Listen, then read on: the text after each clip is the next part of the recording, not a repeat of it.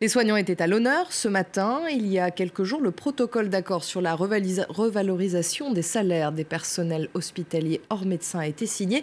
Mais pour certains syndicats, le Ségur de la santé a accouché d'une souris. Ils ont donc décidé de manifester leur mécontentement aujourd'hui. Vous le voyez, une manifestation qui a débuté il y a maintenant plusieurs minutes. Écoutez la réaction de Patrick Pelloux, le président de l'Association des médecins urgentistes de France, au micro de Julie Dugueloff. Même si 3 syndicats majoritaires ont signé le Ségur de la santé, 6 autres syndicats ne se sont pas joints à cet accord, le jugeant insuffisant. Je suis avec Patrick Pelloux, médecin hospitalier, président des médecins urgentistes de France. Patrick Pelloux, vous avez parlé de magouille entre syndicats. L'État, lui, parle d'une revalorisation historique des salaires du personnel hospitalier. Bonjour, oui, on sait qu'il y a eu des tractations en fait entre les syndicats signataires et le gouvernement, mais il n'y a rien d'exceptionnel, c'est comme ça à chaque fois dans toutes les négociations.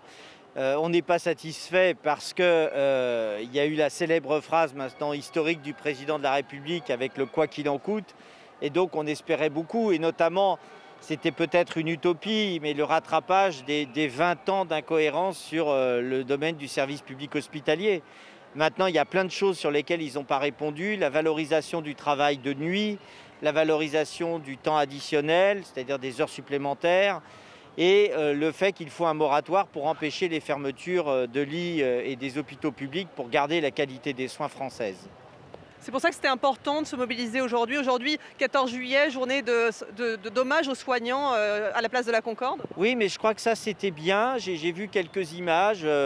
J'ai trouvé que c'était généreux pour les soignants. Je pense que ça veut dire des choses et je pense que ça a été une bonne idée de faire ça.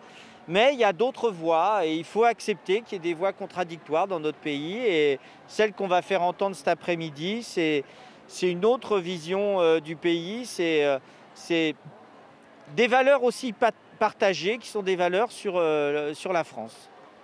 On parle beaucoup d'un rebond de l'épidémie en France. Est-ce que vous êtes inquiet, vous, en tant que médecin urgentiste?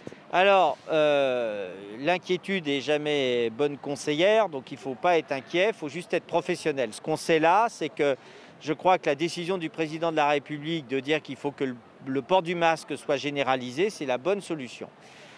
Il faut enrayer l'épidémie. On l'a déjà fait une première fois en la ralentissant avec le confinement, il faut maintenant la stopper.